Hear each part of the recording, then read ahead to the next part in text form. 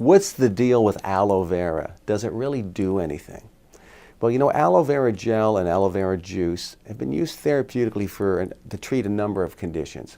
Particularly useful with peptic ulcers or stomach ulcers and some other intestinal problems. We'll talk about that, including it's a natural laxative as well.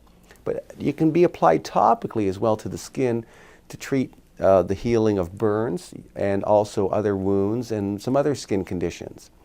Now, let's talk about the intestinal use, because it's useful for stomach and some digestive conditions, particularly peptic ulcers or duodenal ulcers, stomach ulcers, and also stomach inflammation known as gastritis.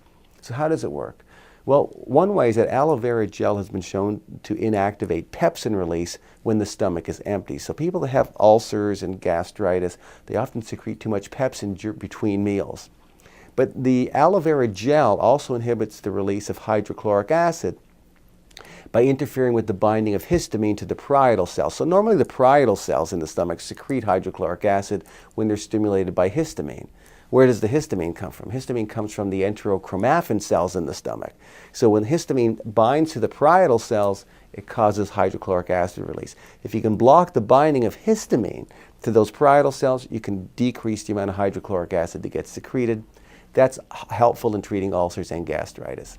So clinical studies show that it helps in the healing of peptic ulcers, and it can be used alongside of other ulcer drugs. So normally if you have ulcers that have been diagnosed, you're put on an antibiotic to kill the H. pylori bacteria. You're on a proton pump inhibitor that blocks the pumps that release hydrochloric acid, and often they'll put you on an antacid as well.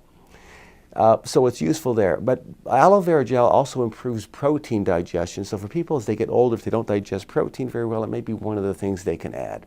So what I'd like you to do to really understand is click on the link below to read my short review article on aloe vera. There you'll see the dosage in terms of how it can be used for various health conditions, what skin conditions it can be helpful for, also drug-nutrient interactions of concern to make sure you don't use it inappropriately.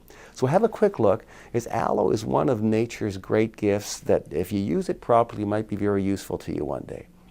Now at machinohealth.com you'll see my other research review papers, you'll see footage from my live professional seminars, other downloads, videos, and resources I've created. They're all there to help you lead a long, healthy, functional life. My research review papers and teaching materials are complete with all the scientific references, so you'll know you're only getting evidence-based information from me on any health topic that you're looking for. So you should use machinohealth.com as an ongoing, reliable resource of health and wellness information for both you and your family. Thanks so much for watching.